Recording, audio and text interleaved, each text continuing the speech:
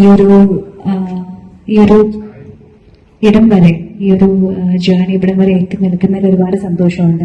അതിലേറെ വലിയൊരു അത്ഭുതവും ഒരു സ്വപ്നം പോലെ തോന്നുന്നു. കാരണം വളരെ ഗ്രാജുവൽ ആയിട്ട് തുടങ്ങി ഇവിടം വരെ എത്തിയ ഒരു പ്രോജക്റ്റാണ്.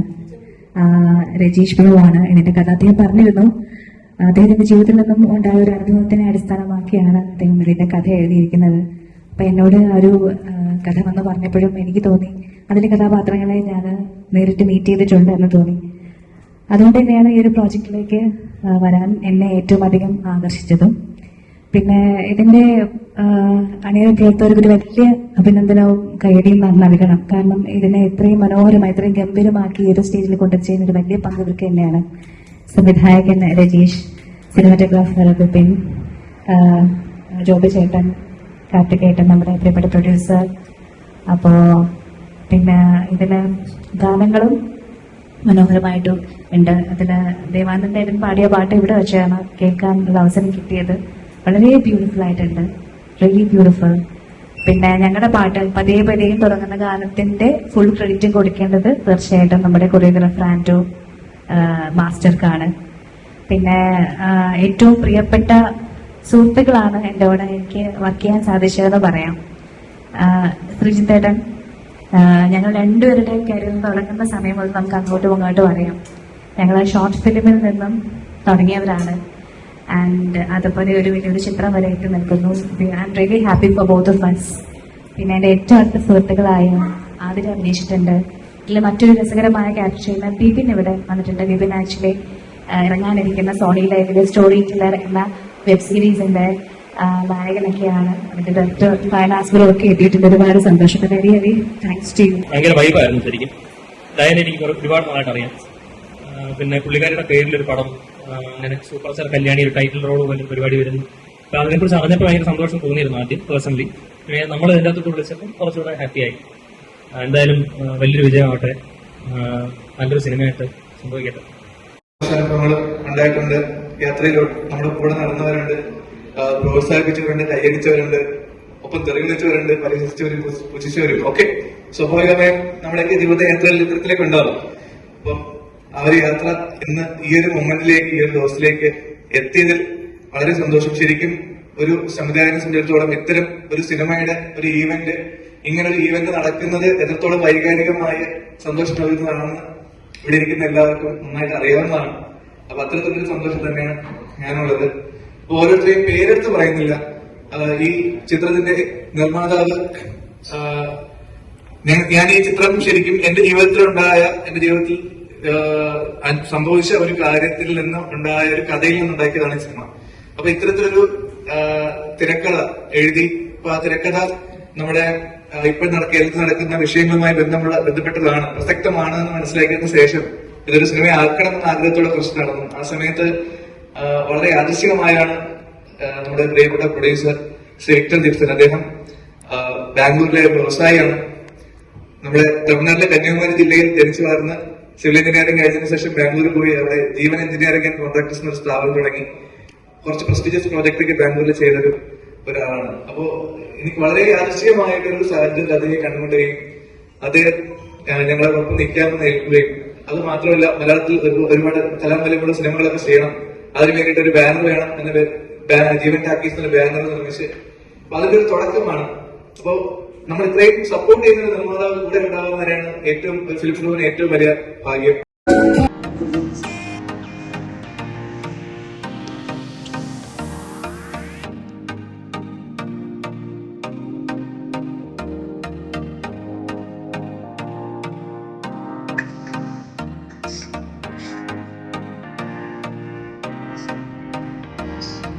Thank you all.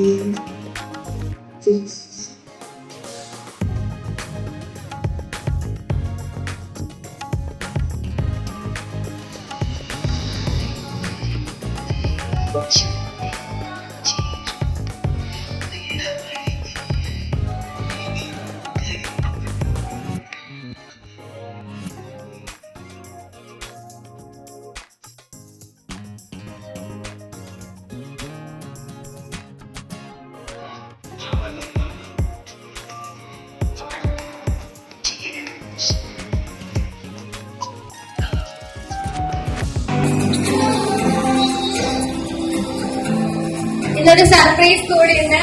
നമ്മുടെ പ്രൊഡ്യൂസറിന്റെ ബർത്ത്ഡേ ആണ് ഇന്ന്. നമുക്ക് അതൊന്ന് കേക്ക് കട്ടി ആഘോഷമല്ലോ.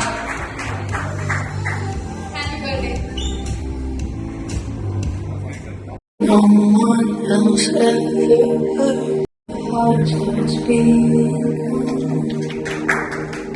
ഞാൻ ഈ സിനിമയിലോട്ട് പറഞ്ഞ സമയത്ത് എനിക്ക് കുറെ കവിതകളും ഡിവോഷണൽ സോങ്സ് ഒക്കെ എഴുതിയിട്ടുണ്ട്. അപ്പൊ സിനിമ ഗാനം എഴുതണമെന്നുള്ളത് എന്റെ ഏറ്റവും വലിയ ആഗ്രഹമായിരുന്നു.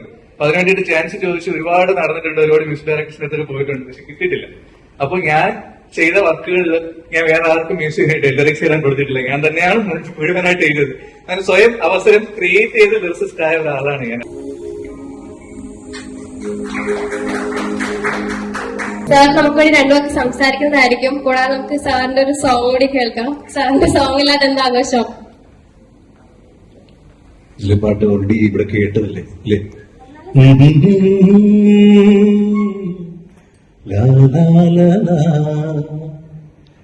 ഓർമ്മകളെ നോവന്തിയ ഇനി വരുമോ ആ നല്ല നാൾ. ഒരുപാട് സന്തോഷം. സുരേഷ് അതുപോലെ തന്നെ നമ്മുടെ ഡയറക്ടർ വളരെ മനോഹരമായിട്ടുള്ള പാട്ട്.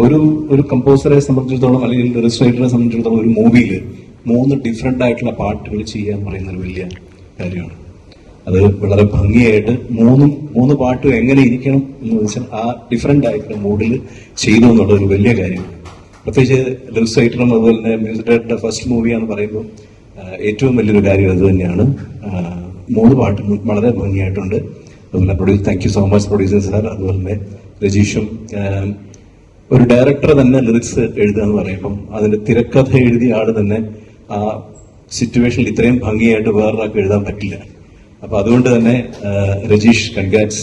വളരെ സന്തോഷം. ഇനിയും തമ്പിസാർ ശ്രീമാർ തമ്പിസാർ പറയാറുണ്ട്, തമ്പിസാർ വന്ന സമയത്ത് വയലാറും ഭാസ്കരൻ മാസ്റ്ററും ONB ഒക്കെ എഴുതിക്കൊണ്ടിരുന്ന സമയത്ത് തമ്പിസാറിന് ഒരു അവസരം കിട്ടുക എന്ന് വെച്ചാൽ ബുദ്ധിമുട്ടായിരുന്നു.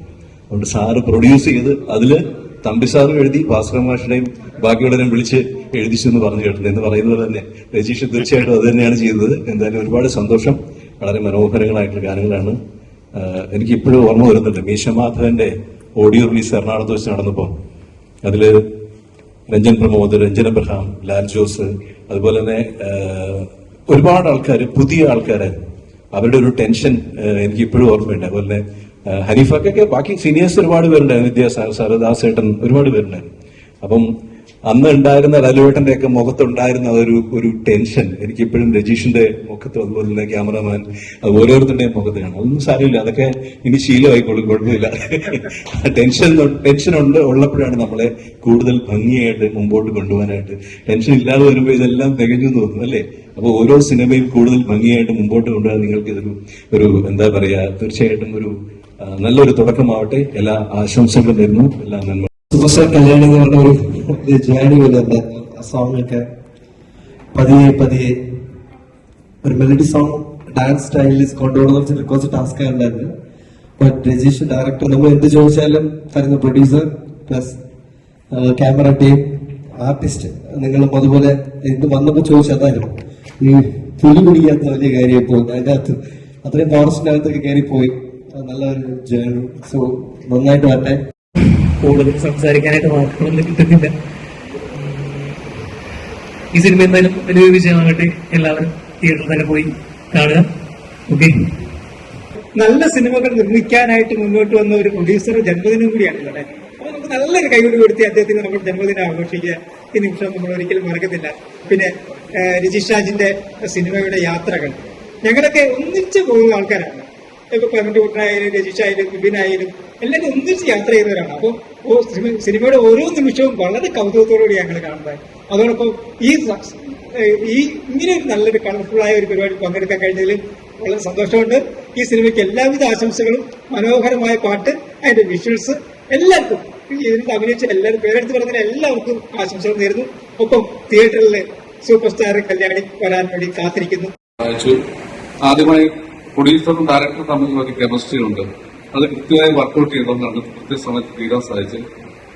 ഇതിന് പ്രധാനമായിട്ട് ഈ മൂവി ജിപ്സം സാർ വരാൻ കാരണമായിട്ടിരിക്കുന്ന മനോജ് എന്ന് പറഞ്ഞ അദ്ദേഹം ഇവിടെ ഒളിച്ചിരിക്കുകയാണ് പറയുന്നത്. ഈ ഒരാളാണ് ഈ മൂവി ഉണ്ടാവുന്ന കാര്യം മെയിനായിട്ടുള്ള ഒരാൾ, മനോജാണ്. അദ്ദേഹത്തിന്റെ പേര് ഇവിടെ പറഞ്ഞില്ല, ഞാൻ പറഞ്ഞതേ ഉള്ളൂ. അപ്പൊ ഇതിനോട് സഹായിച്ച എല്ലാ ആർട്ടിസ്റ്റുകൾക്കും അതിന്റെ പ്രൊഡക്ഷൻ ഭാഗത്തു നിന്ന് എല്ലാവർക്കും പ്രത്യേകമായി നന്ദി പറയുന്നു. കൺട്രോളുണ്ട്, കൺട്രോൾ.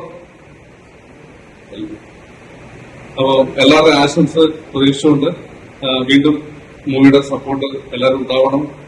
നമ്മുടെ പ്രൊഡ്യൂസറെ പറ്റി, മനോജേട്ടനെ പറ്റി, രജീഷ്, അതുപോലെ ഡയാന, ശ്രീജിത്ത്, ദേവാനന്ദേട്ടൻ, അതുപോലെ സുരേഷ്, ആൻഡ്രോസന്റെ, പിന്നെ ജോബിച്ചേട്ടൻ, വിവിൻ കുറച്ച് നിൽക്കുകയാണ് അവിടെ. അപ്പൊ എല്ലാവരും ഉണ്ടായിരുന്നു. ഇത്രയും മനോഹരമായിട്ട് എല്ലാ കാര്യങ്ങളും ഉണ്ടായിരുന്നു. പിന്നെ എല്ലാ സഹപ്രവർത്തകരും എല്ലാവരും നമ്മൾ ഇത്രയും ഒരു പവർ എനർജി ഉള്ള ഒരു മൂവി എന്ന് പറയുന്നത് സൂപ്പർ സ്റ്റാർ കല്യാണം. ഇത് ഷൂട്ടിംഗ് ചെയ്ത സമയത്ത് ഞാൻ ഒരുപാട് പേരെടുത്ത് എല്ലാവരും ഡയാനടുത്ത് വരാൻ എന്തൊക്കെ പറഞ്ഞു, അത് ക്ഷമിക്കുക. ശ്രീജിത്തിനോട് സംസാരിച്ചിട്ടുണ്ട്, ഭാഗമുണ്ട് വെച്ച് സോറി ക്ഷമിക്കുക. അതുപോലെ രജീഷിനോടായാലും ആരോടായാലും ഞാൻ എന്തേലും പറഞ്ഞിട്ടുണ്ട്. ഇപ്പോ ഞാൻ ക്ഷമ വയ്ക്കുന്നു. കാരണം ഇതൊരു സൂപ്പർ ഹിറ്റ് ഒരു സാധനമാണ്. ഇത് വമ്പൻ ഒരു വിജയത്തിലേക്ക് പോകുന്ന ഒരു സാധനമാണ്. അപ്പൊ ഇത്രയും നേരം എനിക്ക് സംസാരിക്കാനോ അല്ലെങ്കിൽ വേറെ ഒന്നിനോ ഞാൻ ഒന്നിനും വന്നിട്ടില്ല. അതുപോലെ എനിക്ക് അങ്ങനെ ഒരു താല്പര്യം ഇല്ലാത്തൊരാളാണ്. എന്നാലും ഇത്രയും നല്ലൊരു മൂവി ഞങ്ങള് കുറച്ച് പ്രതിബദ്ധതകൾ ഉണ്ടായിരുന്നു. വാഗമൺ ഷൂട്ട് ചെയ്തപ്പോൾ ഡയനയ്ക്കായാലും ശ്രീജിത്തിനായാലും ഒരുപാട് ഇഞ്ചുറീസ് ഒക്കെ ഉണ്ടായി. പക്ഷെ അതൊന്നും ഇവിടെ നമ്മള് ഇതാക്കുന്നില്ല. എന്നാലും നല്ല രീതിയിലുള്ള പാട്ടുകളും ദേവാനന്ദയുടെ പാട്ട് സൂപ്പറായിട്ടാണ്. അങ്ങനെ ഈ മൂവിക്ക് വേണ്ടിയിട്ടുള്ള എല്ലാ കാര്യങ്ങൾക്കും സപ്പോർട്ട് ചെയ്ത എന്റെ സഹപ്രവർത്തകർ, അതായത് നമ്മുടെ ടീമിന്റെ സഹപ്രവർത്തകർക്ക് എല്ലാവർക്കും വേണ്ടിയിട്ട്, പിന്നെ പ്രത്യേകിച്ച് പ്രൊഡ്യൂസർക്ക് എന്റെ എല്ലാവിധ ആശംസകളും.